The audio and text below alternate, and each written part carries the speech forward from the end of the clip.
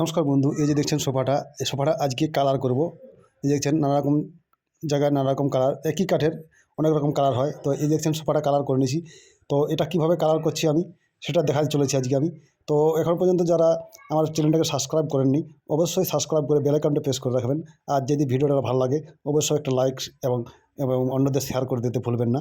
অন্যদের শেয়ার করে দেবে যাতে অন্যদেরও দেখার সুযোগটা পায় এবং উপকারে লাগে কিছু কাজে। তো এই যে দেখছেন কালারটা, তো কালারটা কীভাবে করব আমি সেটা দেখাবো। কাঠের অনেক রকম কালার হয়। একটি কাঠেরই যারা কার্পেন্টার তারা ভালোভাবে জানেন যে যদি সেগুন কাঠ হয়, সেগুন কাঠের দু তিন রকম কালার হয়।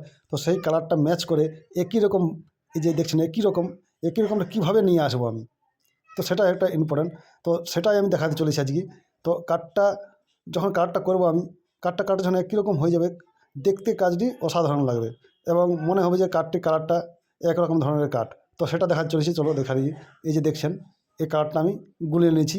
তো হালকা গালার সাথে গুলিয়ে নিয়েছি আমি, হালকা গালা দিয়ে দিয়েছি এবং স্পিড বা থিনার মেশাতে পারেন। তো হালকা স্পিড বা থিনার মিশিয়ে ওয়াননেট কালার, যেটা বিভিন্ন কোম্পানির পাওয়া যায়, উডেন কালার, যেটা উড স্ট্যান্ড নামে পরিচিত। দোকানে মার্কেটে যে উড স্ট্যান্ড কালার বললে দেবে, যে বিভিন্ন জেলা বড় রঙের দোকান সেখানে বললে দিয়ে দেবে।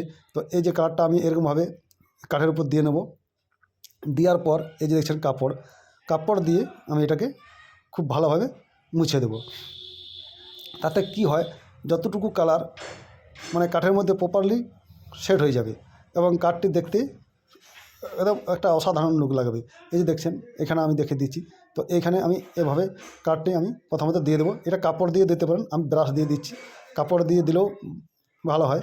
তো কাপড় দিয়ে কাপড় দিয়ে এটা মুছে দিতে হবে। তো মুছে দিলে কালারটি একদম প্রপারলি বসে যায় এবং দেখতে খুব সুন্দর লাগে এবং কালারটি একই রকম, চারদিকে একই রকম হয়ে যায়।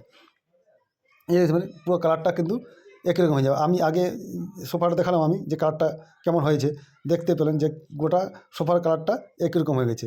এই যে দেখছেন যেমন এই খুঁড়োটা ডিপ কালার, তো সেই ডিপ কালার অনুযায়ী আমি গোটাটা ম্যাচ করে নেব, বুঝতে পারলেন?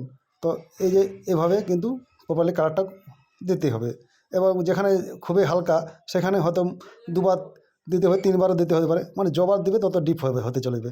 তো দেখা হচ্ছে নেক্সট ভিডিওতে। তো ভিডিওটা এই পর্যন্তই। চলো, থ্যাংক ইউ পুরো ভিডিওটা দেখার জন্য।